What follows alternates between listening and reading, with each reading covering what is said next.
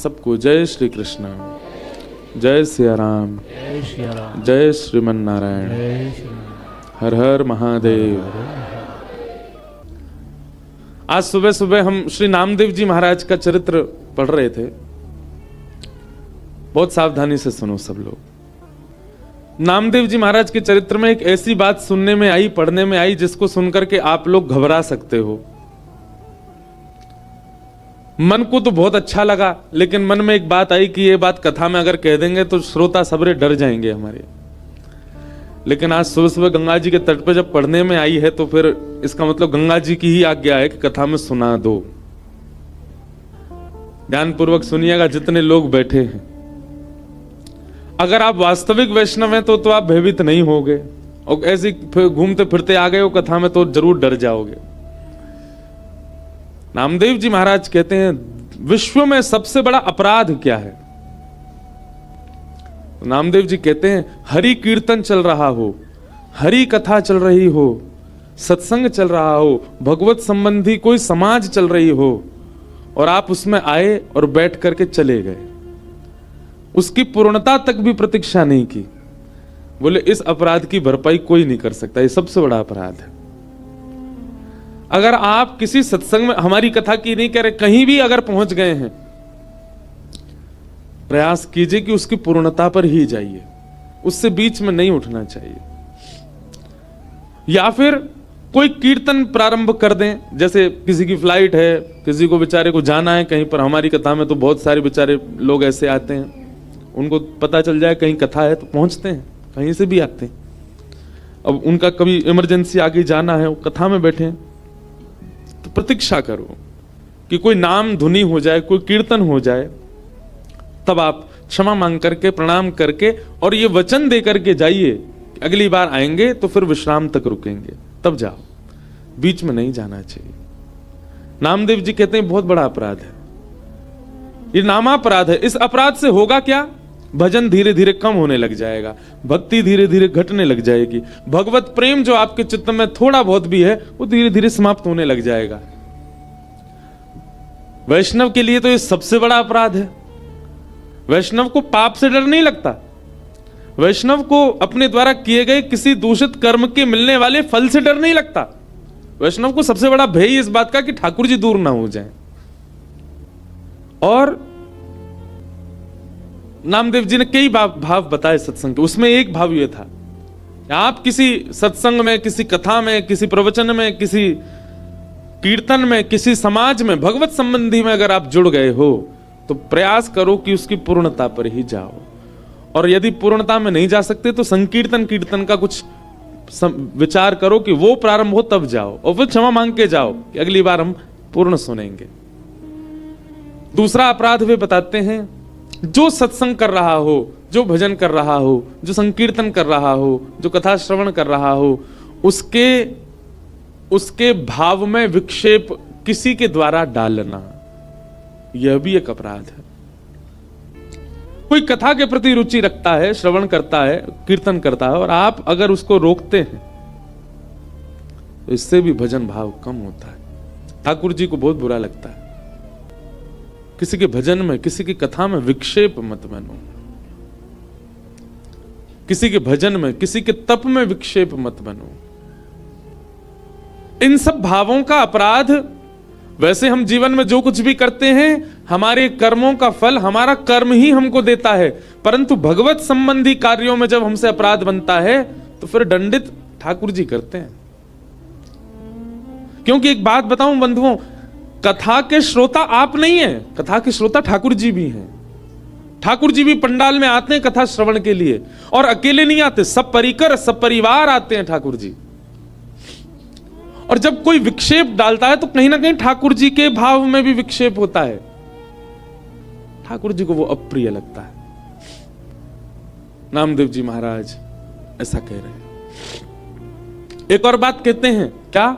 अगर किसी की रुचि नहीं है कथा में और आप उसको पकड़ करके कथा में ले आए, सत्संग में ले आए, आपने एक दिन उसको कथा में बैठा करके देख लिया, फिर भी उसकी रुचि नहीं बन पा रही है, 2 दिन देख लिया फिर भी उसकी रुचि नहीं बन पा रही, 3 दिन देख लिया फिर भी उसकी रुचि नहीं बन पा रही, चौथे दिन मत लाइए उसको।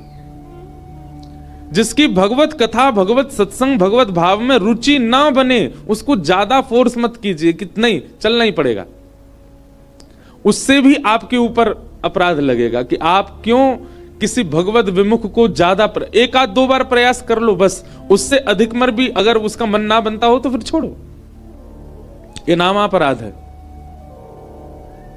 भगवत प्रीति ना करने वाले के सन्मुख भगवत यश का ज्यादा बखान करना और उसको प्रेरित करना कि वो भागवत कथा सुने आदि आदि, फिर भी परिवर्तित नहीं होता तो छोड़ दो, उसको रहने दो जैसा भाव में वो है। सबके चित्त में प्रेम उत्पन्न हो जाए, सबके चित्त में भाव उत्पन्न हो जाए, ये आवश्यक नहीं है। ये आत्मकूल प्लावनी धारा है, ये जनमानस के आत्मा के घाट से होकर के निकलने वाली है भागवत की कथा। लेकिन जिनके हृदय रूपी घाट में बांध लगा है, जबरदस्ती वहां नहीं भेजना चाहिए। तो हमारा परम सौभाग्य है, गंगा जी के तट पर हम आप सब लोग बैठे हैं। भले ही मौसम की प्रतिकूलता नहीं है कि हम गंगा जी में जा सकें, पर भागवत जी के लिए तो सबरे मौसम बढ़िया है। इस गंगा में तो सब अवगाहन कर सकते। भागवत जी का महात्म्य हमने कल सुना, आज से प्रथम स्कंद की कथा प्रारंभ करते हैं। जन्माद्यस्य यतोऽन्वयादितरतः, जो परमात्मा जन्म आदि के चक्र से बिल्कुल परे है, जिनका कभी जन्म नहीं होता और जो कभी हमारे भांति देह त्याग भी नहीं करते, परंतु उनकी इच्छा हो जाए तो वे जन्म लेते भी हैं।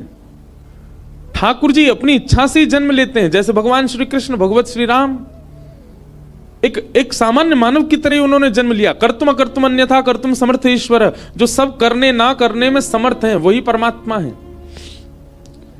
वे हैं तो जन्म से इतर, उनको आवश्यकता नहीं जन्म लेने की, लेकिन फिर भी प्रेम इतना बढ़ जाता है कि वे कभी कभी जन्म भी लेते हैं।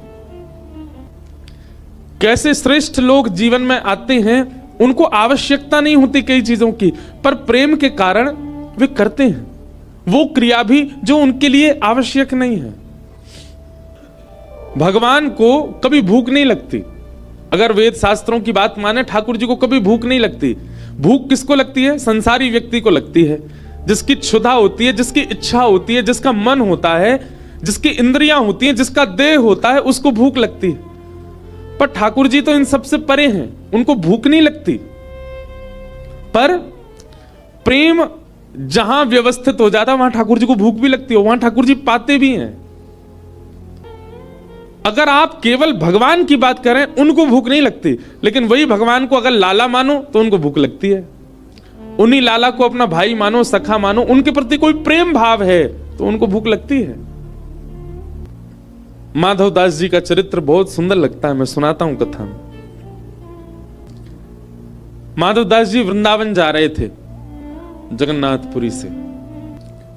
महाप्रभु श्री जगन्नाथ जी से जाकर के आज्ञा लेने लगे, बोले भगवान मैं वृंदावन जा रहा हूं। और उस समय की बात है जब साधन नहीं हुआ करते थे, महीनों लगते थे वृंदावन आने में।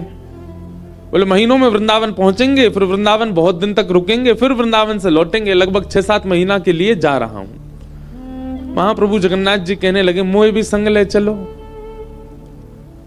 तो श्री माधवदास जी कहते हैं, बोले भगवान हम तो साधु हैं, हम तो महात्मा हैं, हम तो साधक वैष्णव हैं, हमको भूख जीतना आता है। 1 दिन 2 दिन 4-4 दिन तक भी अगर भोजन ना मिले तो हम रह पाएंगे, पर आप तो 8 बार भोजन करने वाले हो, सुबह से रात्रि तक अष्टयाम भोग लगता है आपको, आप कैसे सहोगे भूख? अब यहां पर अगर आप वेद शास्त्र की दृष्टि से देखो, ठाकुर जी को भूख नहीं लगती, पर क्योंकि हमारे वृंदावन रीति के अनुसार ठाकुर जी परब्रह्म होते हुए भी हमारे हैं, ये प्रेम प्रकट है, इसलिए ठाकुर जी को भूख लगती है। और मानव तो 3 ही बार पाता, ठाकुर जी 8 बार पाते। व्यंजन की प्रधानता नहीं है ठाकुर जी के भोग में, वस्तु की प्रधानता नहीं है ठाकुर जी के भोग में, प्रेम की प्रधानता है। लेकिन खिलाने वाला यदि प्रेमी है तो ठाकुर जी को भूख लगती है, और इतनी जोर की लगे कि 8 बार पामे फिर। ठाकुर जी का भोग लगाती हैं, सबको कथा पता है, बिना नहाए धोए लगा देती हैं, और दांतुन करते करते अपने दांतुन से खिचड़ी चला भी देती हैं, और वो खिचड़ी को पाने के लिए जगन्नाथ जी दौड़ के आते हैं मंदिर से। कई लोग कहते हैं कि श्री महाप्रभु जगन्नाथ जी का मुंह क्यों जल गया, बोले खिचड़ी बनाई गरम गरम करमाने, ठाकुर जी दौड़ के गए पाने के लिए, इतने में ही मंदिर के कपाट खुलने के घंटे बजने लगे। ठाकुर जी बोले अरे हमको दोबारा मंदिर में पहुंचना है, तो जल्दी जल्दी पाने लगे, तो गरम खिचड़ी पावे से ठाकुर जी के हाथों जल गए, मुंह जल गए। वही जगन्नाथ जी हैं। कई लोग ऐसा भाव बोलते हैं। अब देखो, क्या ठाकुर जी इतने समर्थ नहीं है कि एक ही समय पर 100 जगह प्रकट हो जाए? समर्थवान है, पर यह प्रेम का स्वरूप है कि सामर्थ्य होते हुए भी सामर्थ्य का प्रयोग ना करके अपने आप को दीन बना लेना, अपने आप को सहज बना लेना, यही तो प्रेम है। वो प्रेम कैसा, जहां सामर्थ्य का प्रदर्शन हो, सामर्थ्य का प्रकाश हो। आपको प्रधानमंत्री जी ने बुलाया और वे आपसे कह रहे हैं कि वे आपसे बहुत प्रेम करते हैं, तो आप पहुंच गए। अब क्या हुआ, पीएम ऑफिस के बाहर बैठे हो सुबह से, अभी मोदी जी नाश्ता कर रहे हैं, अभी भोजन कर रहे हैं, अभी लोगों से मीटिंग कर रहे हैं, अभी ये तो स्वाभाविक हो गया भाई, वो इतनी ऊंची पदवी पर हैं तो ये तो स्वभाव है कि वो व्यस्त होंगे। पर प्रेम में सामर्थ्य को छुपाया जाता है। प्रेम का स्वरूप कैसा कि द्वार पे ही आ गए लेने, चलो भाई तुम्हारे संगी चाय पियेंगे, ये प्रेम है।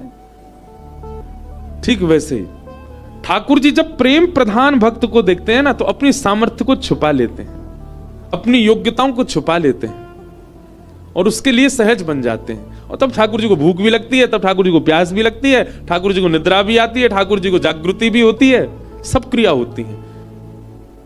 लेकिन आपके लिए ठाकुर जी केवल भगवान हैं, केवल पाषाण हैं, केवल दुनिया चलाने वाला एक कोई परम तत्व है, तो ना ठाकुर जी को भूख लगती, ना ठाकुर जी को प्यास लगती, ना ठाकुर जी सोते हैं, ना ठाकुर जी जागृति होती है। हमारे आपके जैसा कोई स्वभाव ठाकुर जी का फिर प्रकट नहीं होता। एक प्रकार से अगर मैं कह दूं तो ठाकुर जी में भी निद्रा, सुसुप्ति, जागृति, भूख, प्यास, ये सब प्रकट करता है एक भक्त का प्रेम। अगर वो प्रेम हो तो सब प्रकट हो जाता है ठाकुर जी में। माधवदास जी ठाकुर जी से बोले आप 8 बार भोजन करते हो, यहीं रहो मंदिर में, कहां लेके जाऊंगा आपको, मैं जा रहा हूं अकेला। माधवदास जी चले गए, लेकिन जगन्नाथ भगवान को जाना था माधवदास जी के साथ।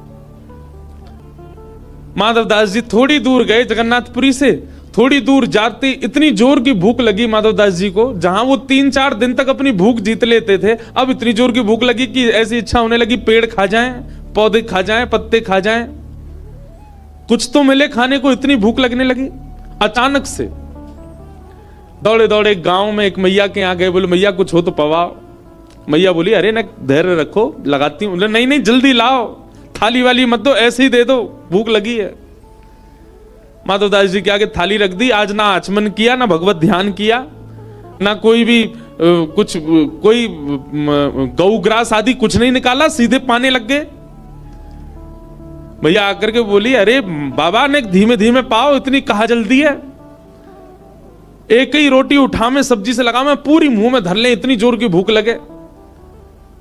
सामने बैठी मैया बोली बाबा ऐसा लग रहा हो जाने कितने जन्म के भूखे हो,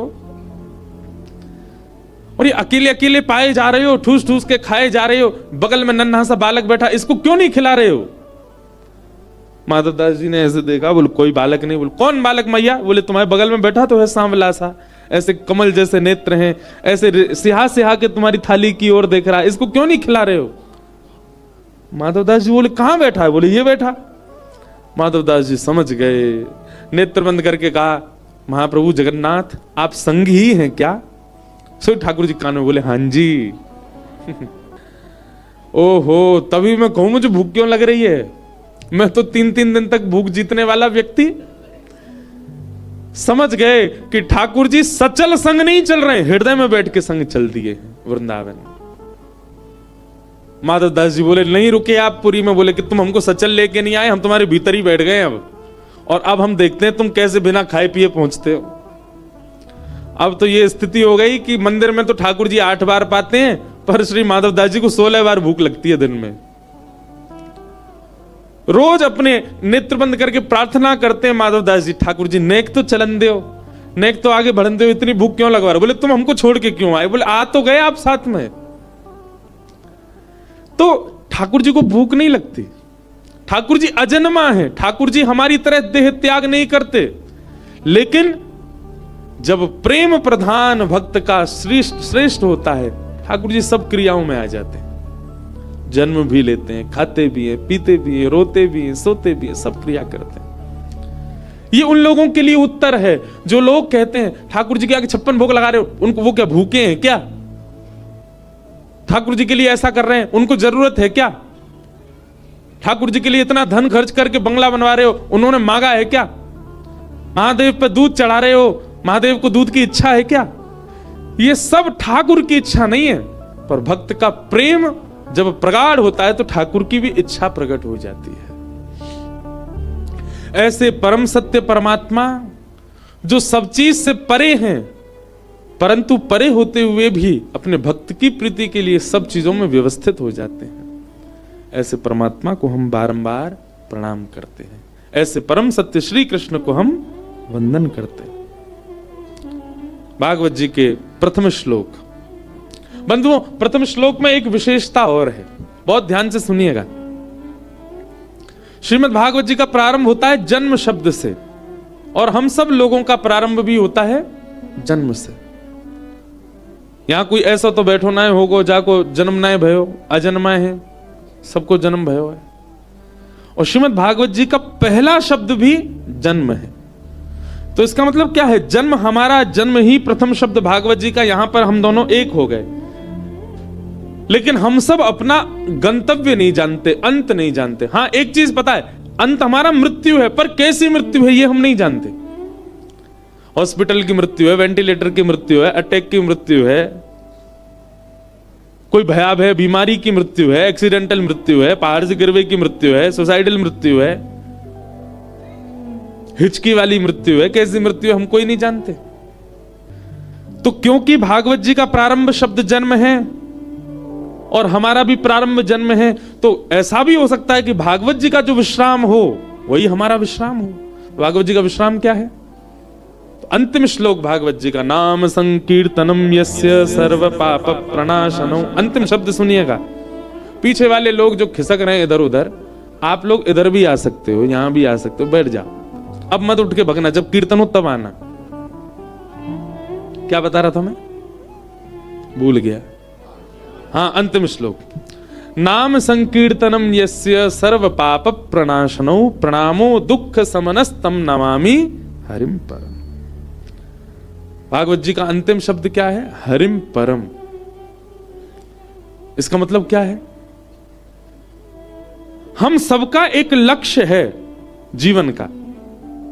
किसी का लक्ष्य धन है, किसी का लक्ष्य संपत्ति है, किसी का लक्ष्य ऐश्वर्य है, किसी का लक्ष्य उपलब्धियां हैं, किसी का लक्ष्य श्रेष्ठ बालक हैं, किसी का लक्ष्य श्रेष्ठ विवाह है, आदि आदि सारे लक्ष्य हैं हमारे। पर भागवत जी अंकित कर रही हैं कि एक ही लक्ष्य होना चाहिए, क्या? हरिम परम। अगर श्री हरि के चरणारविंद हमारे लक्ष्य नहीं है तो हमारा ये जन्म सफल नहीं हो पाएगा। एक बात बोलूं, बोलता ही हूं मैं कथा में, मानव के जितने लक्ष्य हैं ना जीवन में प्राप्त करने के, मुझे ये चाहिए, वो सारे लक्ष्य रावण के भी थे। एक सुंदर पत्नी मंदोदरी बहुत सुंदर थी। जब सीता सुध लेने के लिए हनुमान जी गए, ढूंढ रहे थे सीता जी कहां हैं, तब हनुमान जी की दृष्टि मंदोदरी पर पड़ी। तो मंदोदरी के रूप को देख करके अनंत बलवंत श्री हनुमान जी महाराज, अष्ट सिद्ध नवनीत के दाता, साक्षात श्री हनुमान जी महाराज, जिनकी दृष्टि कभी चूक नहीं सकती, मंदोदरी को देख करके, शयन अवस्था में थी मंदोदरी, एक बार को हनुमान जी को लगा कहीं यही सिया जी तो नहीं है। अरे एक क्षण को भी क्यों लगा? मंदोदरी सामान्य कन्या नहीं थी, उसका स्वरूप, उसका स्वभाव वो कहीं ना कहीं शुद्ध था। हनुमान जी भी एक बार को लगा कि कहीं ये सिया जी तो नहीं है, लेकिन फिर बाद में वे संभल गए। दूसरी क्षण उनको लगा कि नहीं, ये नहीं हो सकती। क्यों? हल्का फुल्का श्रृंगार था, केश कढ़े हुए थे। हनुमान जी को लगा राम वियोग में हमारी जानकी जी के केश कढ़े नहीं हो सकते। मंदोदरी सामान्य नहीं थी, मतलब श्रेष्ठ पत्नी थी रावण के पास, श्रेष्ठ संतान थे रावण के। अक्षय कुमार को क्या समझते हैं आप? इंद्र की आधी पदवी खाली रहती थी हमेशा, वो जब चाहे जाकर के बैठ सकता था। साम्राज्य की कोई कमी नहीं, संपत्ति की कोई कमी नहीं, संतान की कोई कमी नहीं, पत्नी की कोई कमी नहीं, और सुंदरता।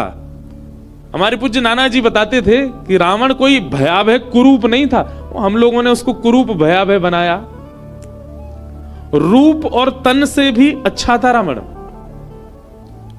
वो भयावह इसलिए लगता है 10 मुख मानते हैं उसके, पर एक प्रकार से इसके पीछे एक और कारण है कि रावण के 10 मुख के अलावा रावण के पास 10 बुद्धिमानों के समान बुद्धि थी, इसीलिए भी उसको दशानन कहा जाता था। एक बुद्धिमान के पास जितनी बुद्धि होती है, ऐसे 10 बुद्धिमानों के पास भी, अत्यंत बुद्धिमानों के पास जैसी बुद्धि होती है, ऐसी रावण के पास थी, इसीलिए दशानन कहा जाता। वो 24 घंटा 10 मुख लिए घूमता नहीं था, एक ही मुख में रहता था, लेकिन उसका बुद्धि इतनी प्रबल थी, इतनी तीव्र थी कि 10 अत्यंत विद्वान लोग मिलकर के जो निर्णय लेंगे वो अकेला रावण ले लेता था। रूपवान, स्वरूपवान, संपत्तिवान, पत्नीवान, संतानवान, ऐश्वर्यवान, साम्राज्यवान, बलवान, विद्वान, क्या नहीं था रावण? सब कुछ था। जो आज का मानव अपना एक लक्ष्य रखता है ना, आज के बच्चों से पूछो आपका एम क्या है, वो एम बताएंगे अपना, हमको ये कमाना है, वहां हमको बंगला बनाना है, ये करना है। सब रावण के पास सब कुछ था। आप तो फिर भी एक एम रखते हो, आपके पूरे विश्व के मानवों के जितने एम होते हैं वो सब रावण के पास थे, पर राम नहीं थे। सब कुछ था रावण के पास, केवल उसका मन नहीं लगा था राम चरणारविंदों में, जिसके कारण रावण की दुर्गति हुई। इसलिए भैया हमारी एक बात मानिए, अगर आप कथा सुनते हैं, आप कंठी पहनते हैं, आप तिलक लगाते हैं, आप किंचित भी किसी भगवत प्रीति में हैं, भगवत मार्ग में हैं, भक्ति पथ पर हैं, कल को कोई पूछे कि आपका एम क्या है, आप उपलब्धि क्या चाहते हो, सब बताओ, पर सबके संग यह जोड़ के रखो, श्री कृष्ण प्राप्ति, राम चरणारविंदों की प्राप्ति, कृष्ण चरणारविंदों की प्राप्ति। कर्तव्य जब तक जीवित रहना है सबको करना है। मैं भी कर रहा हूं, मुझ पे भी गाड़ी है, मेरा भी घर है, मेरे पास भी फोन है, मेरे पास भी सब कुछ है, पर हमारा उद्देश्य ये सब नहीं है। हमारा उद्देश्य, हमारा लक्ष्य कुछ और है। वो क्या है? श्री कृष्ण प्राप्ति।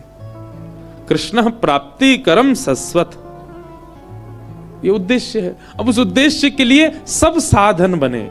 देखो बहुत ध्यानपूर्वक सुनिएगा, हम लोग साधन का प्रयोग करते हैं साध्य के। साधन और साध्य का अंतर क्या होता है? साधन मतलब व्हीकल और साध्य मतलब डेस्टिनेशन। आपको देहरादून से दिल्ली जाना है तो आपके पास में बस रूपी साधन भी है, गाड़ी रूपी साधन भी है, ट्रेन रूपी साधन भी है, फ्लाइट रूपी साधन भी है। लेकिन आपका साध्य क्या है? आप इन साधनों से प्राप्त किसको करना चाहते हैं? दिल्ली को। मानव क्या कर लेता है? मानव साधन को ही साध्य मान लेता है। मानव को लगता है बस ही मेरा साधन, मेरा साध्य, इसी की प्राप्ति थी। हवाई जहाज में बैठना ही है, बस हवाई जहाज से उतरना ही नहीं है, चाहे दिल्ली उतर जाइए, इसको नहीं छोड़ूंगा, यही मेरा साध्य है। हमारी स्थिति ऐसी बन गई है। धन साध्य नहीं है, साधन है। संपत्ति साध्य नहीं है, साधन है। पत्नी, बच्चे, परिवार, ऐश्वर्य, ये सब कुछ साधन है। इन साधनों के माध्यम से भगवत साध्य की प्राप्ति करनी है। पर हम लोग क्या कर रहे हैं? हम साधन को ही साध्य बोल देते हैं। मतलब एक प्रकार से कहा जाए, थोड़ी सरल भाषा में कहूं, आपसे किसी ने पूछा आपके जीवन की उद्देश्य क्या है? आप कह रहे हो बस में बैठना। वाह, ये कोई बात है? बस में बैठना तुम्हारा जीवन का उद्देश्य है? अगर मैं ये कहता हूं कि बस में बैठना मेरा जीवन का उद्देश्य है तो आपको हंसी आ जाती है। तो फिर जब हम कहते हैं कि आपके जीवन का उद्देश्य क्या है? धन कमाना, इतनी संपत्ति कमाना, इस पर देवता भी उसी प्रकार हंसते हैं जैसे बस में बैठने वाले पर हंसा जा रहा है। बोले वाह, ये साधन को अपना साध्य बता रहा है। आपके जीवन का उद्देश्य क्या है? मुंबई के मरीन ड्राइव पर सुंदर सा बंगला बनवाना। देवता हंसते हैं, वाह साधन को अपना साध्य बता रहा है। आपका उद्देश्य क्या है? संसार की सबसे सुंदर कन्या से या संसार के सबसे सुंदर पुरुष से ब्याह करना। देवता हंसते हैं उस समय। ये सब साधन हो सकते हैं, ये सब व्हीकल हो सकते हैं, पर साध्य तो केवल श्री कृष्ण है। इन सब के माध्यम से आप कृष्ण की ओर ही बढ़ो, कृष्ण की ओर ही जाओ। चाहे वो धन हो, संपत्ति हो, घर हो, गाड़ी हो, बच्चे हो, पत्नी हो। भागवत जी का विश्राम क्या है? हरिम परम, परम हरि की चरणारविंदों की प्राप्ति। और उस प्राप्ति के लिए जो कुछ भी आप कर सको वो करो। धन कमा सको कमाओ, लेकिन उसके पीछे उद्देश्य क्या होना चाहिए? श्री राधारमण की प्राप्ति। भागवत जी का दूसरा श्लोक, जहां पर विषय, अधिकारी, संबंध और प्रयोजन, चार बातें बताई गई। धर्म प्रौजित कई तवोत्र परमो। भागवत जी का विषय क्या है? सबसे पहली बात, हमारे चित्त में परम धर्म का प्रादुर्भाव करना। परम धर्म किसे कहते हैं? जो मैं अभी बता रहा था, उसी स्थिति में आ जाना ही परम धर्म है। अपने संसार का निर्वहन करना यह धर्म है, पर स्वयं को भगवत प्राप्ति के मार्ग पर लगा देना यह परम धर्म है। यह परम धर्म है। बंधुओं, अभी पता क्या हो गया है? थोड़ा ध्यानपूर्वक सुनिएगा बात को। ये वैराग्य की भूमि है ना, तो हो सकता है वैराग्य तत्व ज्यादा निकले मुख से, और वैराग्य स्वरूपा श्री गंगा जी बह रही है, उन्हीं की हवा आ रही है, उन्हीं का अन्न जल पा रहे हैं, तो हो सकता है वैराग्य तत्व पर प्रवचन ज्यादा हो, पर आप लोग बहुत गंभीरता से सुनिएगा। कभी कभी देखने में लगता है कि हमने ठाकुर जी को ही साधन बना लिया है। यहां नीलकंठ महादेव हैं, थोड़ा ऊपर जाकर के श्रावण के महीने में लोग पैदल जाते हैं। श्रावण में मेरी कथा हुई थी, 4 दिन की अकिंचन हुई थी, थोड़ी आगे ही, तो लोग बाग पैदल जा रहे थे। एक दिन मेरे मन में पता नहीं क्या, मैं ऐसे घूम रहा था, तो एक से मैंने पूछा, मैंने कहा आप पैदल क्यों जा रहे हो नीलकंठ तक? उसने उसके पीछे एक साधन बताया, एक साध्य बताया कि मैं नीलकंठ तक पैदल इसलिए जा रहा हूं, इसके बदले इतने वर्ष हो गए हमारे संतान नहीं हुई है, संतान प्राप्ति हो इसलिए। तो थोड़ी देर के लिए मेरा बुद्धि का भाव शून्य सा हो गया कि लोगों ने ठाकुर जी को भी साधन बना लिया है संसार के साध्य वस्तु की प्राप्ति के लिए। यही हिमालय पर थोड़ा इधर अल्मोड़ा की तरफ जाएंगे तो एक स्थान पड़ता है जागेश्वर। 3 स्थान है, जागेश्वर, मुक्तेश्वर, बागेश्वर। 3 महादेव के मंदिर हैं कमाऊ क्षेत्र में। हिमालय में खूब घूमा हूं मैं, इसलिए मुझे कई स्थान पता है यहाँ के। तो जागेश्वर बिल्कुल नीचे हैं, और मुक्तेश्वर बिल्कुल ऊपर हैं, और बागेश्वर बिल्कुल बीच में है। मतलब आप अगर जागेश्वर जाएंगे तो आपको पहाड़ों से नीचे उतरना पड़ेगा और नीचे जाना पड़ेगा। मतलब पहाड़ भी, और एक विचित्र ही है, वो नीचे ही जाना पड़ता है उसमें, वहां जाकर के जागनाथ। मुक्तेश्वर जाएंगे तो बिल्कुल पहाड़ के ऊपर, और बागेश्वर बिल्कुल बीच में, जैसे ऋषिकेश है ऐसे। थल, जल और वायु तीनों में है। तो जागेश्वर में ऐसी मान्यता है कि रात्रि में जब मंदिर बंद हो जाता है, उसके बाद आप हाथ में दिया लेकर के बैठो घी का, और सुबह जब तक मंदिर नहीं खुलता, भयंकर सर्दी होती है वहां, पूरी रात बैठे रहो, और सुबह वो दिया जो होता है, जैसी कपाट खुले महादेव की आरती करो, तो उससे मन वांछित इच्छा पूरी होती है। जो मांगोगे मिलेगा, और विशेष रूप से संतान के लिए होता है। तो मैं जब जागेश्वर गया पहली बार, वहां ज्यादा भीड़ नहीं होती, बहुत कम लोग होते हैं, और वहां होटल और ये सब भी नहीं है। और इससे भी बढ़िया बात थी कि वहां पर कहीं बाहर चले जाओ, प्याज और लहसुन बनता ही नहीं है पूरे जागेश्वर में। तो वहां होटल वगैरह भी नहीं थे, घरों में ही ऊपर के फ्लोरों पे लोगों ने घर में व्यवस्था है ऐसा। अब बन गया हो तो बात अलग है, कोविड टाइम की बात है, अब तो और बढ़िया हो गया होगा। तो घरों में ही रुके थे। तो रात्रि में जब मैं देख रहा था तो इतने सारे लोग बैठे थे हाथ में दिया लेके, और सब महादेव की शरण में बैठे।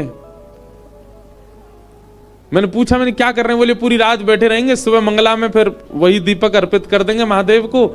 इसमें से अधिकतर वो होंगे जो संतान की कामना से हैं, कई लोग अपने व्यापार की वृद्धि की कामना से होंगे, कई लोग जीवन के कई और, मतलब महादेव जो कि साध्य हैं उनको भी व्यक्ति ने साधन बना लिया अपनी किसी साध्य की प्राप्ति के लिए। और वो साध्य क्या है? संसार की वस्तु। जो संसार की वस्तु कभी ना कभी कष्ट, और कभी ना कभी कष्ट कभी ना कभी नहीं देती है, देती ही है। संसार की यदि कोई वस्तु है, आप उससे प्रसन्न हमेशा रह ही नहीं सकते। किसी को भी उठा लीजिए, चाहे वो भोज्य वस्तु हो, भोग्य वस्तु हो, हर वस्तु आपको एक दिन कष्ट देती है। आप 2 लाख रुपए का फोन ले आइए, क्या उससे कष्ट नहीं होगा? कभी ना कभी उससे भी पीड़ित तो हो ही जाओगे। कितनी भी बहुमूल्य वस्तु ले आइए, उससे भी आपको कभी ना कभी पीड़ा, वह भी आपको अप्रिय लगने लगेगी। और उन हम अप्रिय वस्तुओं को, संसार की उन वस्तुओं को ठाकुर जी को साधन बना करके मांग रहे हैं। कितने बड़े दुर्भाग्य की बात है। कितने मनोकामना पूर्ण देवी मैया, मनोकामना पूर्ण हनुमान जी महाराज और महादेव के मंदिर हैं, वहां पे मनोकामना मांगने वालों की लिस्ट है। वो सब देवताओं का सहारा लेकर के संसार मांग रहे हैं। मुझे तो नहीं लगता कि वो देव सहायता करते होंगे या आपको संसार और मिले। उनके गण आदि ही कृपा कर देते होंगे आपके ऊपर। कभी पता चल जाए कि यहां कुछ मांगने से पूर्ण होता है, वहां जाकर के कभी ये क्यों नहीं मांगते कि हमारा स्वभाव अच्छा हो जाए, हमारे अंदर लोभ बहुत है वो लोभ नष्ट हो जाए, हमारे अंदर थोड़ी दया आ जाए। हम लोगों से बहुत निर्दय रहते हैं। हम कभी ये क्यों नहीं मांगते कि हम सरल हो जाएं, हम सहज हो जाएं, हमारा स्वभाव बहुत अच्छा हो जाए, हम भगवत प्राप्ति के लायक बन जाएं। ये सब कभी नहीं मांगता व्यक्ति। बस पता चल जाए कोई मनोकामना पूर्ण करने वाली स्थान है तो सबसे पहले ढूंढता है मेरे जीवन में अपूर्ण क्या है, वो मांग लूं, और फिर भी अपूर्ण ही रहता है। ये विश्वास की करने वाली एक कथा है, बहुत ध्यान से सुनना। रामानंदाचार्य जी महाराज, सब लोग जानते हैं, रामानंद संप्रदाय के आचार्य। वे जब अपने बाल्यकाल में थे, उनके साथ एक बड़ी सुखद घटना हुई। एक गांव में एक महात्मा आए और वे महात्मा आकर के नाम की महिमा सुना रहे थे। बहुत सावधानी से सुनना सब लोग। नाम महिमा सुनते सुनते श्री रामानंदाचार्य जी महाराज तब अपने पूर्व नाम में और एवं पूर्व भाव में थे, घर गृहस्थी सब परिवार के संग थे। तो आपने खड़े होकर के महाराज जी से कहा, बोले महाराज जी अच्छी बात है कि आप कह रहे हैं नाम गाना चाहिए, नाम उच्चारण करना चाहिए, नाम जप करना चाहिए, पर नाम हमको रोटी थोड़ी खवा देगा। जीवन जीने के लिए कर्म तो करना पड़ेगा ना हमको। नाम से पेट थोड़ी भर जाएगा हमारा, नाम से जीवन थोड़ी निकल जाएगा हमारा पूरा। तो जो आचार्य मंच पर बैठे थे वो बोले भैया अगर पूर्ण विश्वास करो तो नाम पेट भी भर देगा। तो रामानंदाचार्य जी थोड़े छोटे बालक, थोड़ा उनमें हट तो था ही। तो आप श्री ने कहा ठीक है, तो फिर ठीक है, मैं अब कुछ नहीं खाऊंगा, केवल राम राम जपूंगा, देखता हूं राम जी मेरा कैसे पेट भरते हैं। और गांव से दूर चले गए। गांव से दूर एक नदी के किनारे एक विशाल वटवृक्ष था। उस वटवृक्ष के नीचे जाकर के बैठ गए और राम राम राम राम राम राम राम राम राम राम राम राम जपने लगे। तभी आपने देखा कि नदी के किनारे कुछ लोग विचरण कर रहे हैं। तो आपके मन में भाव आया कि हो सकता है कि मुझे साधु महात्मा कुछ संत समझ के ये लोग खाने पीने दे जाएंगे मुझको, इसलिए आपने सोचा नीचे बैठना उचित नहीं, पेड़ के ऊपर बैठ जाता हूं। पेड़ के ऊपर बैठ गए। कुछ नहीं, बस गांव के लोगों से कह के आए थे, राम जी अगर पेट भर देंगे तो मैं पूरा जीवन राम नाम में ही निकाल दूंगा। राम राम राम राम राम राम पेड़ पे बैठ के जपने लगे। तभी क्या हुआ, कुछ यात्री लोग वहां से निकल रहे थे। उन्होंने देखा विशाल वटवृक्ष है, बढ़िया छांव है, सुबह के हम लोग चले, कुछ पाया है नहीं हमने अभी तक, इस वृक्ष के नीचे ही बैठ जाते हैं और यहीं कुछ पा लेते हैं प्रसादी। उस वृक्ष के नीचे सब लोग बैठ गए, अपनी पोटली वोटली सब खोल दी उन्होंने और सब नदी में स्नान करने लगे, आचमन करने लगे। बोले सब लोग यहीं प्रसाद पा लेते हैं। प्रसाद पाने बैठ ही रहे थे, इतने में ही उस जंगल का एक डाकू आ गया। डाकू के आते ही महाराज उसके घोड़ों को आते देख, उनके हाथों में सब औजार और वो सब लगे थे मारने के, उन सबको देख करके वो सबरे अपनो सामान वामान सब छोड़ छाड़ के मजे भाग गए। डाकू आया पूरी सेना के साथ, उसने कहा हाँ भाई सुनो, ये सब माल यहां पर पड़ा है, इसमें से देखो हमारे उपयोग की क्या वस्तु है। सब खोल खाल करके देखा, उसमें थोड़ा बहुत कुछ धन मिला, धन सब रख लिया।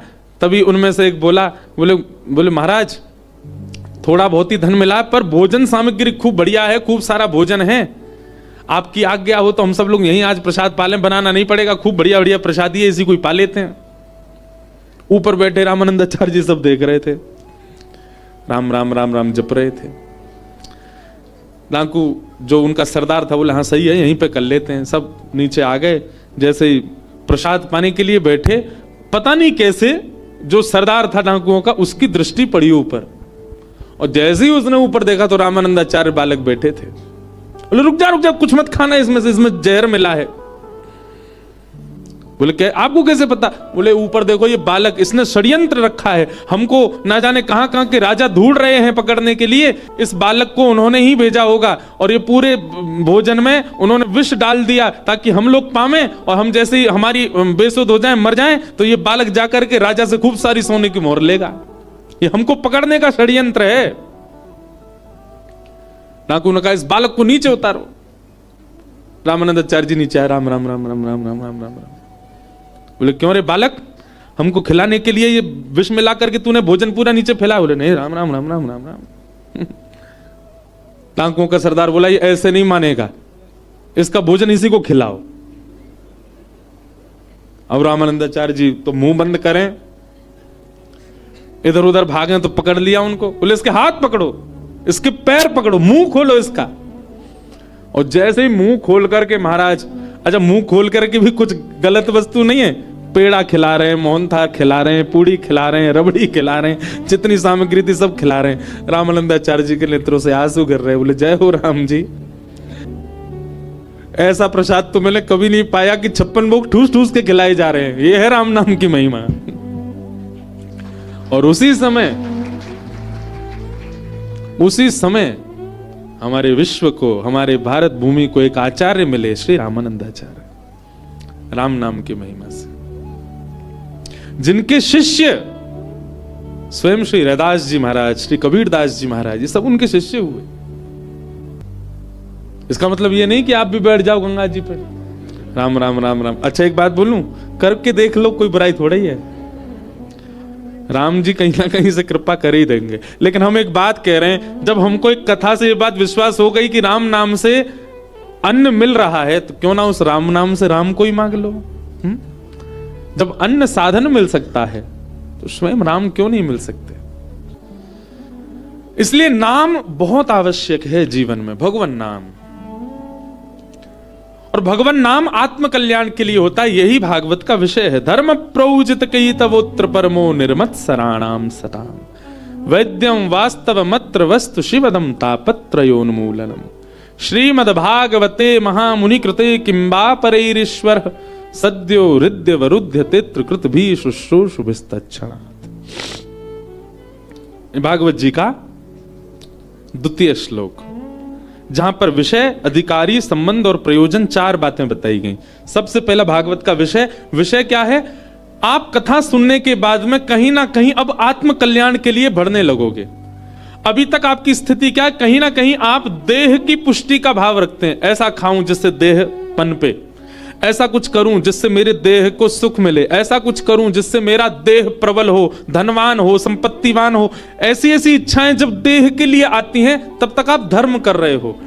लेकिन जिस दिन आपके मन में भाव आ जाता है, भाई देह तो नश्वर है, इसके भीतर विराजमान जो आत्मा है उसका उद्धार करना है मुझको, और देह का माध्यम लेना है, उसी दिन आप परम धर्म करने लग जाते हो। अभी हमारी स्थिति क्या है? आंखों से ऐसा देखूं जिससे आंखों को सुख मिले। पर परम धर्म करने वाली की स्थिति क्या हो जाती? आंखों से उसको देखूं जिससे आत्मा की संतुष्टि हो। संसारी व्यक्ति क्या, ऐसा सुनूं जिससे मैं एंटरटेनमेंट हूं, जिससे मेरा मनोरंजन हो। लेकिन आध्यात्मिक व्यक्ति क्या कहता है, ऐसा सुनूं जिससे मेरा आत्मचिंतन हो। संसारी व्यक्ति ऐसा खाऊं जिससे मेरी जीव को सुख मिले, और आध्यात्मिक व्यक्ति ऐसा खाऊं जिससे मेरा और भजन बढ़े। वजन नहीं, भजन। संसारी व्यक्ति मैं ऐसे को छूं जिससे मुझे स्पर्श सुख मिले, लेकिन आध्यात्मिक व्यक्ति बोले मैं ऐसे का स्पर्श कर लूं, श्री गुरु चरण सरोज रज निजमन मुकुर सुधार। श्री गुरुदेव के चरणारविंदों का स्पर्श करूं, वैष्णवों के चरणारविंदों का स्पर्श करूं, महज्जनों के चरणारविंदों का स्पर्श करूं। संसारी व्यक्ति वो अपने पैरों से चाहता है मैं ऐसी जगह जाऊं जहां अच्छे फोटोज खिंचवा सकूं, अच्छे इंस्टाग्राम और सब जगह पर डालने वाली मेरी फोटोज खिंच जाएं। पर भगवत अनुरागी व्यक्ति वो पैरों से जाएगा मैं प्रदक्षिणा करूं, मैं परिक्रमा करूं, चाहे मेरे देह को भगवत समर्पित करने का भाव आवे। ऐसी स्थिति, ये परिवर्तन आने लग जाए मन में, तो समझो आप भागवत सुन रहे हो। आप कहीं ना कहीं देह से उठ करके आत्म कल्याण की भावना में चले जाते हो। ये भागवत का विषय है। आपको यह समझ में आने लग जाए कि देह तो माध्यम है, कल्याण तो मुझे अपने भीतर बैठी उस चेतना का करना है जो ना जाने कितने दिन से भटक रही है। यह भागवत का विषय। दूसरी बात, भागवत का अधिकारी कौन है? इस पूरी योजना में कौन आ सकता है जिसके अंदर आत्म कल्याण की इच्छा प्रकट हो जाए, देह से परे को हो जाए? तो अधिकारी के लिए बताया गया निर्मत सराणाम सताम, जिसके अंदर मात्सर्य दोष नहीं है। मात्सर्य दोष किसको कहते हैं बंधुओं? दूसरे के प्रति ईर्ष्या होना, किसी के रूप पर ईर्ष्या, किसी के धन पर ईर्ष्या, किसी की उपलब्धि पर ईर्ष्या, किसी की पत्नी को देख के ईर्ष्या, किसी के बच्चों को देख के ईर्ष्या, किसी के पति को देख के ईर्ष्या, इसी को ही मात्सर्य दोष कहते हैं। एक बात बहुत ध्यान से सुनिएगा, हम पिछली 2 कथा से एक बात कह रहे हैं कि आप कितने भी अवगुण युक्त हो जाओ, भगवान फिर भी मिल जाएंगे आपको।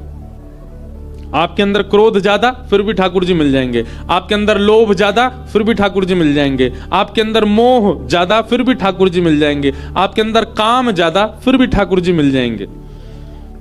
लोभियों को मिले हैं, कामियों को मिले हैं, मोहियों को मिले हैं, सबको ठाकुर जी मिले हैं। दूषित खाने पीने वालों को भी मिले, भक्ष खाने वाले को भी ठाकुर जी मिले हैं। सदन कसाई जैसे को भी मिले हैं जो रोज जानवर काट काट के बेचता था। लेकिन ईर्ष्यालु को ठाकुर जी नहीं मिलते, जिसके चित्त में ईर्ष्या भाव है। और एक बात बताएं आपको, मुझसे लेकर के पीछे बैठे हर व्यक्ति के अंदर ईर्ष्या तो आई है। हम सब में ईर्ष्या तो है। कम से कम हमारा भजन इसीलिए बने कि हमारा क्रोध कम ना हो, भले ही हमारे अंदर बाकी के दोष कम ना हो, लेकिन हे सदगुरु की कृपा, हे गंगा मैया की कृपा, हे भागवत जी की कृपा, हे बद्रीनाथ भगवान की कृपा, हे वृंदावन बिहारी लाल की कृपा, हमारे अंदर ईर्ष्या ना आवे। आप विश्वास मानिए, जिस दिन आपके चित्त से ईर्ष्या गई, आपका क्रोध भी जाएगा, आपका लोभ भी जाएगा, आपका काम भी जाएगा, आपका मोह भी जाएगा। सारे दोष अपने आप निकलना प्रारंभ कर देंगे। घर की नाली जाम हो जाए तो सबसे अंदर जो बड़ी वस्तु फंसी होती है उसमें वो निकल जाए, सब अपने आप निकल जाते हैं। ऐसे ही सबसे बड़ी हमारे हृदय में जो ये गंदगियां हैं, इनके अंदर जो सबसे भारी भरकम है, जिसकी वजह से कुछ नहीं निकल पा रहे, वो है ईर्ष्या। जिस दिन ईर्ष्या निकल गई चित्त से, सब निकल जाएंगे। क्रोध, काम, लोभ, मोह, अभिनिवेश, अहंता, ममता, चिंता, सब निकल जाएंगे। और ईर्ष्या नहीं निकली, कितनी कथा सुन लो, कितने भजन कर लो, कितने गंगा जी में डुबकी लगा लो। भर की पौड़ी पर देखो महाराज चैन पकड़ के ले जा रहे हैं, दे डुबकी।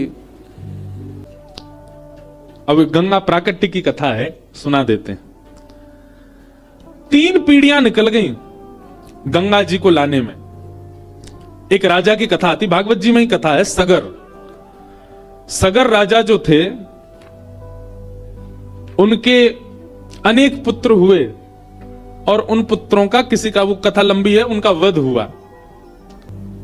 और वध भी कैसे हुआ? सगर राजा एक यज्ञ कर रहे थे, बहुत ध्यान से सुनो, गंगा जी के तट पे बैठो, गंगा जी कैसे आई आपको पता होना चाहिए। तो सगर राजा अश्वमेध यज्ञ कर रहे थे। तो अश्वमेध यज्ञ में एक नियम होता है कि अश्व जो है उसको छोड़ा जाता है, मुक्त छोड़ा जाता है, जब तक उसको कोई पकड़ ना ले वहां तक, ऐसा कुछ नियम होता है अश्वमेध यज्ञ में। तो सगर राजा का जो अश्व था, यज्ञ के बाद उसको छोड़ना था, लेकिन वो इंद्र विघ्न डालते हैं यज्ञ में। तो इंद्र ने क्या किया, उस अश्व को ले जा करके कपिल भगवान की कुटिया, जो कि अब कहां है, गंगा सागर में, जहां गंगा जी सागर में जाकर, तब गंगा जी नहीं थी, तब केवल सागर थे। कपिल भगवान की कुटिया पर जाकर के उस घोड़े को बांध दिया। सगर राजा ने अपने अनेक पुत्रों से कहा कि अश्वमेध यज्ञ में जो मेरा घोड़ा था वो कहीं खो गया है, कोई उसको ले गया, उसको ढूंढ के लाओ, वही घोड़ा चाहिए। ढूंढते ढूंढते ढूंढते ढूंढते जैसे ही महाराज पहुंचे सागर पर, कपिल भगवान बैठे थे। कपिल भगवान की कुटिया पर, आश्रम पर जब उन्होंने वो घोड़े को बंधा हुआ देखा तो सबने मन में विचार किया, ये बाबा हमारे पिताजी के घोड़े को हरण करके लाया है। जैसे ही कपिल भगवान को उन्होंने उठाने का प्रयास किया तो ब्रह्म ध्यान में बैठे थे, ध्यान से जैसे ही उठे, नेत्र खोले तो उनके नेत्रों से अग्नि प्रज्वलित हुई और वे सारे बालक सगर के वहीं जल गए, राख बन गए। तब सगर महाराज ने अपने अन्य बालकों को कहा कि जाओ, जाकर के ढूंढ करके लाओ, मेरे बालक सब कहां हैं। पहले तो घोड़े ढूंढने गए, बालक भी नहीं मिल रहे। ढूंढते ढूंढते जब वे सब लोग गए और जाकर के देखा कपिल भगवान बैठे थे, कपिल भगवान के चारों ओर राख का ढेर पड़ा था। जाकर के कहा कि भगवान हमारे पूर्वज मिल नहीं रहे हैं, कहां हैं। तब कपिल भगवान ने कहा, देखो हमारी ब्रह्म अग्नि से वे सब नष्ट हो गए हैं और उन्हीं की ये ढेर राख का पड़ा है। क्योंकि एक साधक की तपस्या भंग करने के लिए लोग आए थे, इसलिए इनको मुक्ति नहीं मिली है अभी।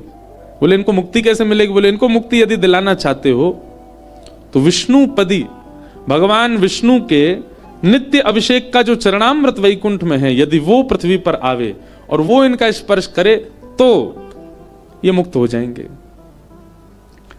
तब महाराज इन्हीं हिमालयों पर खड़े होकर के 3 पीढ़ियों ने, एक पिताजी, एक दादाजी पूरे जीवन निकल गए सेवा करते करते, गंगा जी नहीं आई। दूसरे निकल गए, गंगा जी नहीं आई। और उसी वंश में तीसरी पीढ़ी में आए भगीरथ जी, और उन्होंने जब यहां पर तपस्या की तो 3 पीढ़ियों तक गंगा जी नहीं आई। 3 पीढ़ी बाद गंगा जी ने मन में विचार किया कि अब चलना चाहिए, इतना हमें बुला रहे हैं। तो गंगा जी नहीं आ रही थी, उसके पीछे कारण था। गंगा जी के मन में भाव था कि भाई ये संसार के लोग सब अपने पाप धोने आएंगे मेरे अंदर, और कहा मैं अत्यंत पवित्र करने वाली देव नदी हूं, और ये सब लोग आकर के मुझ में अपने पाप धो देंगे, मुझे मतमैला कर देंगे, पाप युक्त कर देंगे। इसलिए गंगा जी ने 3 पीढ़ियां निकालती नहीं आई। जब भगीरथ ने आकर के तपस्या की तब गंगा जी के मन में, हृदय में थोड़ी दया आई और गंगा मैया बोली अब मुझे आना चाहिए। और वैकुंठ से प्रकट होकर के श्री गंगा मैया भूतल पर आने लगी। जैसे ही आई तो श्री महादेव, देवादिदेव महादेव ने उनको अपनी जटाओं में बांध लिया। अब गंगा जी के प्रादुर्भाव के कई प्रसंग सुनाए जाते हैं। एक तो यह है कि नित्य चरणों दल है गंगा जी, नित्य वैकुंठ में भगवान का चरण, जो देवतागण सब उसका अभिषेक करते हैं, वही जल आ रहा है। एक अर्थ यह है कि जब भगवान ने वामन अवतार धारण किया तो 2 पग से जब तीनों लोक नापने लगे तो दूसरा पग रखते ही भगवान के अंगुष्ठ के नख से ब्रह्मांड का भेदन हुआ और वैकुंठ का ये जो जल था चरणामृत का, 2 पग से तीनों लोक नापे तो ब्रह्म भगवान का चरण पहुंचा। तो ब्रह्मा जी ने ठाकुर जी के चरण धोकर के अपने कमंडल में रखा, वही गंगा जी हैं। लेकिन सब कथाओं का एक मूल है कि गंगा जी विष्णुपदी हैं, ठाकुर जी के चरणामृत हैं। तो जैसे जी नीचे आने लगी, महादेव को क्रोध आया। क्यों क्रोध आया? बोले कहां दुर्गा सप्तशती में कहते हैं कुपुत्रो जायेत क्वचित् कुमाता न भवति, पुत्र कुपुत्र हो सकता है, माता कभी माता नहीं होती। और ये गंगा मैया वात्सल्य रूपा होकर के, मैया रूप होकर के और इन्होंने इतनी निर्दयता की, 3 पीढ़ियां निकल गई, अब जा रही हैं। गंगा जी को जटा में बांध लिया। गंगा जी प्रार्थना करने लगी, महादेव आप ऐसा क्यों कर रहे हैं? तो महादेव ने जटा में बांधी। इसके भी 2 कारण। पहला तो क्रोध वाला कारण था कि उनको गुस्सा आया कि गंगा जी ने इतना विलंब क्यों किया आने में, और दूसरा कारण यह था कि विष्णु है तो महादेव चाहते हैं कि श्री हरि चरणामृत तो मेरे सिर पर रहे। इस 2 कारणों से गंगा जी को बांध लिया। गंगा जी ने प्रार्थना की, महादेव आप हमें मुक्त करो। महादेव बोले ऐसे नहीं करेंगे, रुको। भी सब देवताओं को बुलाया, 33 कोटि देवता शंकर जी के आगे हाथ जोड़ के नतमस्तक हो गए। बोले आज्ञा आपने हमें क्यों बुलाया? महादेव उपदेश देने लगे, बोले ये कलिकाल प्रारंभ हो रहा है नीचे पृथ्वी पर, और कलयुग में लोगों पर इतना समय नहीं है, और आप सब देवी देवता अपने तप के लिए इतना समय मांगते हैं। कोई 1000 वर्ष की तपस्या करता है तब देवता प्रसन्न होते हैं, कोई 100 वर्ष की तपस्या करता है तब देवता प्रसन्न होते हैं, कोई हिमालय पर उल्टा लटक के भजन करे तब प्रसन्न होते हैं। आप सब देवी देवताओं को अपने आप को सहज बनाना पड़ेगा। तो सब देवी देवता आ गए, सबने आकर के अपनी सहजता व्यक्त कर दी। बोले महाराज, शनि भगवान बोले हम पे तो कोई सरसों को तेल चढ़ा दे, हम वैसे प्रसन्न हो जाएंगे। महादेव बोले अच्छा है।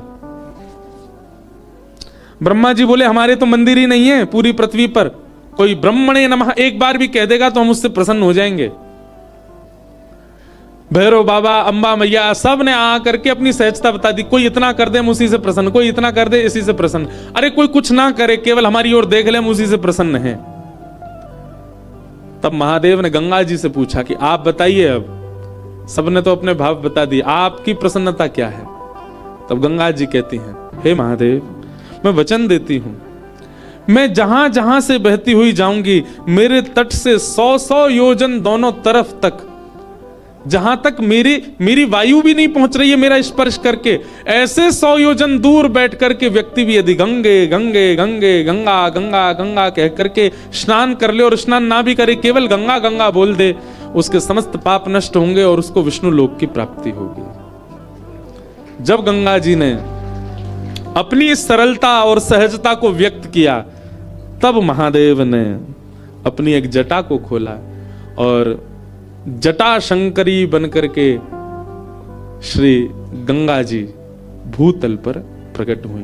बोलो गंगा मैया। अहि रिपुपति कांता, बहुत ध्यान से सुनिएगा इस श्लोक को। श्री गंगा जी के दर्शन करने से कितने देवताओं के दर्शन का फल मिलता है। अहि, अहि मतलब सर्प, ध्यान से सुनना। अहि रिपु, रिपु मतलब उसका शत्रु।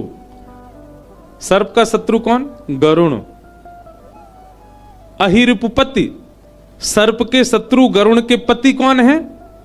नारायण। बोलो, चुपचाप मत बैठो, हैं? आप लोगों को उत्तर देना, मैं ही प्रश्न करूं मैं ही उत्तर दूं, है काय कथा सुन रहे हो फिर? अहि रिपुपति मतलब सर्प का शत्रु गरुण और गरुण के जो पति हैं यानी कि नारायण। अहि रिपुपति कांता, कांता मतलब पत्नी। नारायण की पत्नी कौन है? लक्ष्मी। अहि रिपुपति कांता तात, उन पत्नी के तात यानी कि पिताजी कौन है? लक्ष्मी के पिताजी कौन है? कई लोग कह रहे हैं नारायण। समुद्र। अहि रिपुपति कांता तात यानी कि समुद्र। संबद्ध, समुद्र को किसने बांधा था? राम जी ने। तात संबद्ध कांता, समुद्र को बांधने वाले की कांता कौन है? सीता जी। अहि रिपुपति कांता तात संबद्ध कांता। हर यानी कि समुद्र को पूजने वाले बांधने वाले की कांता सीता जी का हरण किसने किया? अजय सबको पता है, साधारण से उत्तर सबको पता है। अहि रिपुपति कांता तात संपूज्य कांता। हर तनय मतलब हरण किसने किया? रावण ने। उसके बेटा कौन है? मेघनाथ। हर तनय निहंत्री, मेघनाथ को किसने मारा? किसने मारा था मेघनाथ को? लक्ष्मण जी ने। हर तनय निहंत्री प्राणधात्री। लक्ष्मण जी के प्राणों की रक्षा किसने की?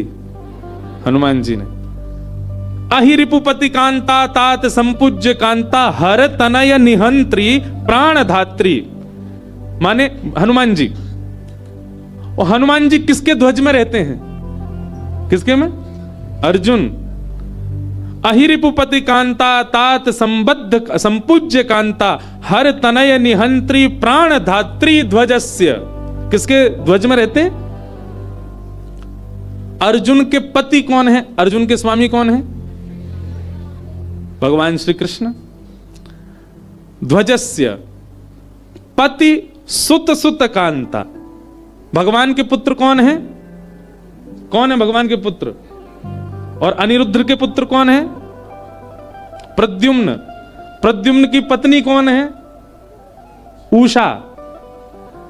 पति सुत सुत कांता तात, उषा के पिताजी कौन है? कौन है उषा के पिताजी? बाणासुर। तात संपूज्य, बाणासुर किसकी पूजा करता था? शंकर जी की। अहिरिपुपति कांता तात संपूज्य कांता हर तनय निहंत्री प्राणधात्री ध्वजस्य पति सुत सुत कांता तात संपूज्य कांता, यानी कि बाणासुर शंकर जी की पूजा करता था और शंकर जी की पत्नी कौन है? पार्वती जी। ऐसे पार्वती जी के पिता कौन है? पर्वतराज हिमालय। अब पूरा श्लोक सुनो फिर से। अहिरिपुपति कांता तात संपूज्य कांता हर तनय निहंत्री प्राणधात्री ध्वजस्य पति सुत सुत कांता तात संपूज्य कांता। ऐसी पार्वती जी के पिता पितु शिरसि पतंती, ऐसे पार्वती जी के पिता हिमालय के ऊपर से जो बहती हुई आती हैं, ऐसी गंगा जी को हम प्रणाम करते हैं। पति शिरसि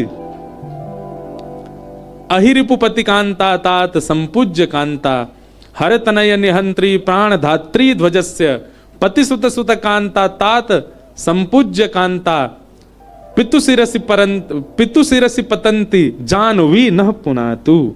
हे जानवी मैया, हम आपको प्रणाम करते हैं। एक गंगा जी को प्रणाम करने से कितनों को, भगवान श्री कृष्ण के पूरे परिवार को वंदन हो गया, राम जी को वंदन हो गया, महादेव को वंदन हो गया, अर्जुन को वंदन हो गया, महाभारत का युद्ध दिख गया, राम रावण युद्ध दिख गया, सबको प्रणाम हो जाता है केवल गंगा जी को प्रणाम करने से। ऐसी श्री गंगा मैया। नमः पार्वती पतये हर हर। तो ऐसी गंगा मैया जिनके दर्शन मात्र से ना जाने कितने देवी देवता और कितने वंश परंपरा ठाकुर जी की स्मृति में आ जाती हैं। संपूर्ण रामायण, संपूर्ण महाभारत और संपूर्ण शिव महापुराण को प्रणाम होता है केवल गंगा जी को प्रणाम करने से। ऐसी गंगा मैया। तो हम सब लोग चर्चा कर रहे थे मात्सर्य दोष पर। ईर्ष्या, ईर्ष्या नष्ट करती हैं भागवत जी की कथा। और अगर किसी के चित्त से ईर्ष्या नष्ट नहीं हो रही है, कथा श्रवण के बाद भी भगवत प्राप्ति में बाधा बनेगी। चाहे वो कितना भी गंगा स्नान कर ले, लेकिन चित्त से ईर्ष्या नहीं जा रही है, चाहे कोई भी दोष चला जाए, और जाएगा ही नहीं जब तक ईर्ष्या रहेगी, कोई भी दोष नहीं जा सकता आपके भीतर से। धीमे धीमे उन लोगों के प्रति जिनके प्रति ईर्ष्या भाव प्रकट होती है, उनके प्रति सद्भाव लाना प्रारंभ करो। नित्य का भजन केवल इसी भाव से करो कि उसके प्रति मेरे चित्त में ईर्ष्या ना आवे। धीमे धीमे ईर्ष्या नष्ट होते सारे अवगुण चले जाएंगे। श्रीमद् भागवत कथा श्रवण के पश्चात श्री कृष्ण के प्रति कोई अपनत्व भाव। मैं कथा में कहा करता हूं कि कथाएं सुनने के बाद, सत्संग श्रवण के बाद, भजन कीर्तन करने के बाद भी ठाकुर जी ही लगते हैं, भगवान भगवान ही लगते हैं। उनके प्रति कोई अपनत्व की भावना उत्पन्न नहीं हो रही है, तो आपके भजन में या साधन में कहीं चूक हो रही है आपसे।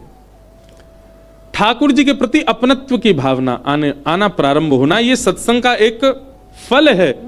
अपनत्व की भावना मतलब ठाकुर जी के प्रति पितृ भाव, ठाकुर जी के प्रति मित्र भाव, ठाकुर जी के प्रति पति का भाव, बालक का भाव। आपको पता है बंधु, महादेव किनकी उपासना करते हैं? किनकी? ये तो सबको पता है। राधा वल्लभ जी उनके अर्चक ठाकुर जी। ये देखो एक बड़ी गोपनीय बात है कि अपने इष्ट को सबको नहीं बताना चाहिए। लेकिन मुझे चौपाई याद नहीं, पर महादेव स्वयं कहते हैं मानस जी में, अभी रामेश्वरम में कथा है, राम कथा, वहां इस विषय पर चर्चा करेंगे।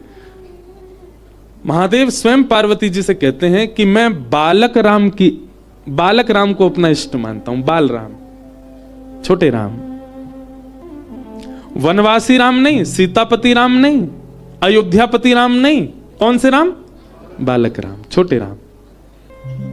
उनका मैं ध्यान करता हूं। हमारे ब्रज के एक संत से किसी ने कहा, बोले कि महादेव ने ऐसा क्यों कहा? और वो संत हमारे घर के बगल में एक स्थान है भागवत निवास। आप लोग कभी वृंदावन आए तो जहां हमारा निवास है ठीक उसके बगल में ही है भागवत निवास। गौड़िया महात्मा रहते हैं वहां पर। एक गौ सेवक बाबा रहते थे, उनका नाम था यादवेंद्र दास। हमारे जन्म से पुरानी बात है। तो भागवत निवास में एक महात्मा रहते थे यादवेंद्र दास। गौड़िया महात्मा थे, गौड़िया वैष्णव थे। गौड़ियाओं का सर्वधन क्या होता है? हरे कृष्ण कृष्ण कृष्ण हरे हरे, हरे राम राम राम महामंत्र। पर यादवेंद्र बाबा जो थे अपने भागवत निवास के, उनकी निष्ठा रामचरितमानस में बहुत थी। और रामचरितमानस में भी केवल और केवल बाल कांड का ही वो पाठ करते रहते थे। कार्तिक का महीना आ जाए, रामनवमी आ जाए, हनुमान जयंती आ जाए, जन्माष्टमी आ जाए, जबकि गौड़ियाओं के तो सर्वधन श्री कृष्ण है, परंतु वो राम जी की आराधना करते थे। और राम जी में भी बालक राम। वही कहते थे, बोले आप ये राम जी की क्यों आराधना करते हो? बोले मैंने महादेव से सीखा। महादेव कहते हैं कि मैं बालक राम की आराधना करता हूं। उनके पास कोई भी जाता उससे बस एक ही बात कहते, बोले कृष्ण प्राप्त करने हो, किशोरी जी प्राप्त करनी हो, वृंदावन प्राप्त करना हो, कछु भी प्राप्त करना हो, भैया जीवन में जो कछु प्राप्त करना है मानस जी के बाल कांड का पाठ करो। उनसे किसी ने पूछा, बोले बाबा वनवासी राम ने क्या बिगाड़ा? सीतापति राम ने क्या बिगाड़ा? अयोध्यापति राम, राजा राम ने क्या बिगाड़ा? आप बालक राम की क्यों आराधना करते हैं? बोले बिगाड़ो कछु ना है भैया।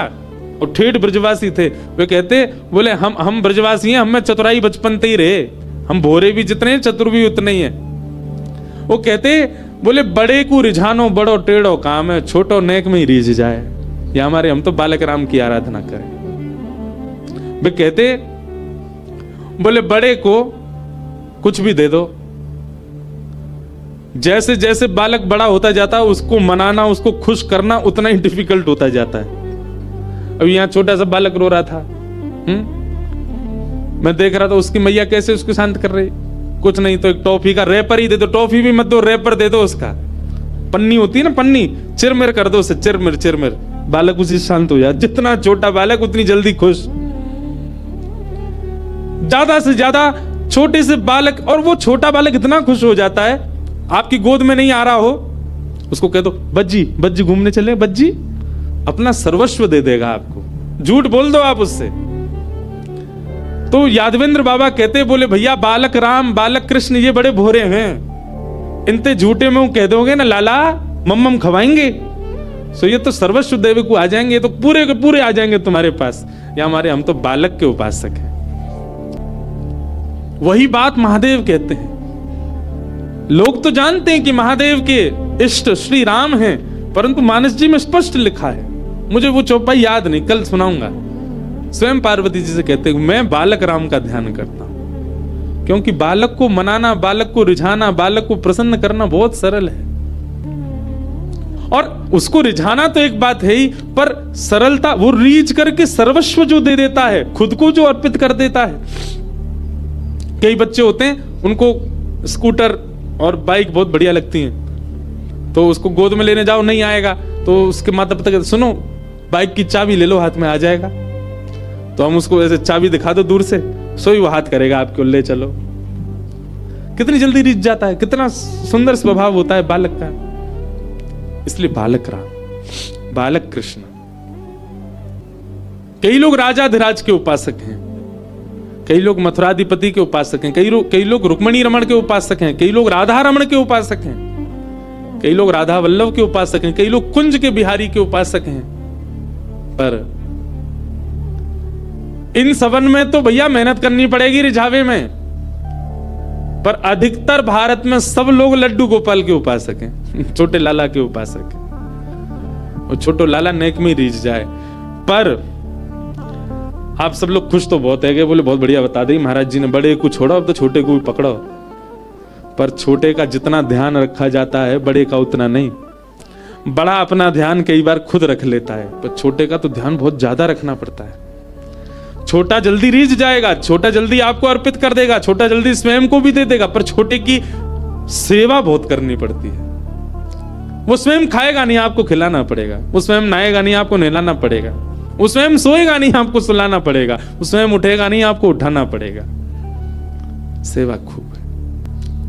इसलिए बाल रूप जो है ना ठाकुर जी का, उसकी आराधना, उसकी उपासना सब श्रेष्ठ हैं। हमारे वृंदावन में मूलतः तो वैसे निकुंज की उपासना है, निकुंज के बिहारी जी। वहां पर सहचरी भाव से जाना पड़ता है, सखी भाव से जाना पड़ता है, तब ठाकुर जी रीझते हैं। अच्छा देखो, महादेव भी, महादेव राम जी के अवतार में तो बालराम के उपासक हैं, और हमारे कृष्णा अवतार में कुंज के ठाकुर जी के उपासक हैं। स्वयं गोपी बन के बैठे हैं वृंदावन में, गोपेश्वर महादेव। राम जी भी अद्भुत हैं, सब जगह से चख रहे हैं दोनों तरफ। ऐसे ही महादेव का भाव है। महादेव रामावतार में तो वात्सल्य भाव से विराज रहे हैं। राम जी छोटे लाला, उनकी आराधना करते हैं, पर हमारे वृंदावन श्री कृष्ण के लिए श्री महादेव गोपी रूप में विराज रहे हैं, सखी रूप में विराज रहे हैं। तो श्रीमद् भागवत क्या करती हैं, आपको ठाकुर जी से कोई ना कोई संबंध बनवा देंगी। ठाकुर जी यदि केवल भगवान दिखते हैं आपको, तो आप अभी सत्संग नहीं कर रहे हो। आपको दिखने में क्या आ जाए, या तो वो आपको पुत्र के रूप में दिखने लग जाए, या आपको पति के रूप में, या आपको सखा के रूप में, आपको गुरु के रूप में, कोई संबंध के रूप में, संबंधी के रूप में ठाकुर जी दिखें। ये कथा का संबंध है, कथा से ये प्राप्त करना चाहिए आपको। आप जाकर के ठाकुर जी का दर्शन करके स्वयं अपनी दृष्टि से निहार के अनुभव कीजिए, आपको क्या दिख रहा है। आपको बालक दिख रहे हैं, आपको मित्र दिख रहे हैं, आपको सखा दिख रहे हैं, आपको गुरु दिख रहे हैं, कौन दिख रहा है। यदि आपको भगवान ही दिख रहे हैं, जबरदस्ती मत बलाने ना कि नहीं तुम तो मेरे जय हो, नहीं, जबरदस्ती नहीं। आपको अनुभव हो, और अनुभव नहीं, वह व्यवहार होने लग जाए। जैसे विवाह के बाद जिन लोगों के ब्याह हो गए उन लोगों को पता होगी, हमको तो नहीं पता। विवाह के बाद पति को अधिकार लगने लगता है कि मेरी पत्नी है, इससे मैं ये कह सकता हूं, इससे मैं ये बोल सकता हूं, इससे मैं ये मांग सकता हूं। तो संबंध स्थापित होते ही अपने आप व्यवहार में वो संबंध आने लग जाता है। ऐसे ही ठाकुर जी के प्रति जब आपको संबंध दिखे कि ये मेरे मित्र हैं, मेरे सखा हैं, मेरे बालक हैं, मेरे लाला हैं, मेरे गुरु हैं, मेरे भाई हैं, जो भी हैं, वो व्यवहार में दिखे। पर आजकल एक और चीज है, व्यवहार बड़ा खतरनाक है आजकल सोशल मीडिया के बिना व्यवहार भी नहीं चलता लोगों का। हमारे ठाकुर जी खीर पी रहे हैं, देखो वीडियो बना लियो। एक कुछ दिन पहले वीडियो देख रहा था, मेरा तो बढ़िया बड़ा दिमाग खराब हुआ देख के। बुरा नहीं माने अगर वो कथा देख रहे हो तो।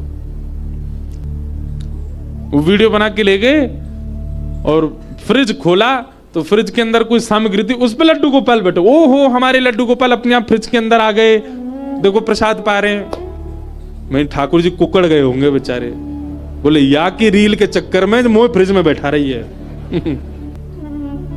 ऐसा नहीं। अगर आप संबंध मानते भी हैं ना, देखो संबंध वो अच्छा जो गुप्त रहता हो, जो गोपनीय रहता हो। हम तो सोशल मीडिया वाले लोगों से भी कहेंगे, आप अपनी भक्ति को भी ज्यादा प्रसारित नहीं करो। हम अपने गिरधर लाल जी का ज्यादा फोटो वीडियो बहुत कम कभी कभी डालते, सब जगह हमेशा नहीं डालते। रोज श्रृंगार होता है, रोज कुछ अद्भुत होता है ठाकुर जी का। कई उत्सव ऐसे होते हैं लोगों को पता ही नहीं होता, हम उत्सव कर देते हैं, नहीं बताते। हाँ, थोड़ी बहुत, क्योंकि एक व्यास है तो हमारी एक जिम्मेवारी है, हमको बहुत सारे लोग सुनते हैं, बहुत सारे लोग सुन करके पालन करते हैं। कभी कभी दिखाना पड़ता है कि भाई ऐसा भी उत्सव होता है, ऐसे भी भाव होते हैं, ऐसे भी श्रृंगार होता है, पर हमेशा नहीं। कई लोगों ने कहा आप नित्य का लाल जी का दर्शन डालो, मैं ना, हमसे नहीं डले, थोड़ा गोपनीय है। और उससे अनुभव किया, प्रेम बढ़ता है। भाव बढ़ता है। आप ठाकुर जी का ही नहीं, आप व्यवहारी संबंधों को भी गोपनीय रखो। आपका कोई मित्र है, बहुत अच्छा मित्र है, उसके साथ भी जो आपका निजी भाव है उसको ज्यादा प्रकाशित मत करो, धीरे धीरे वो भाव नष्ट हो जाता है। भागवत जी क्या करेंगी, सप्ताह कथा श्रवण के बाद ठाकुर जी में आपको कोई संबंध दिखने लग जाए, और क्षमा कीजिए अगर संबंध नहीं दिख रहा है तो अभी और सत्संग करो। जबरदस्ती पहले से सोच के नहीं जाना, नहीं बिहारी जी को तो हम भैया ही मानेंगे अपनों, नहीं, बिहारी जी के सामने जाके नेत्रों से नेत्र मिलाकर के तब पूछो क्या दिख रहे हैं आपको, क्या लगता है इनके प्रति, कौन सा संबंध का भाव आ रहा है। और फिर वो संबंध का भाव स्वप्न में भी आवे, वो संबंध का भाव बाहर जाते हुए भी आवे,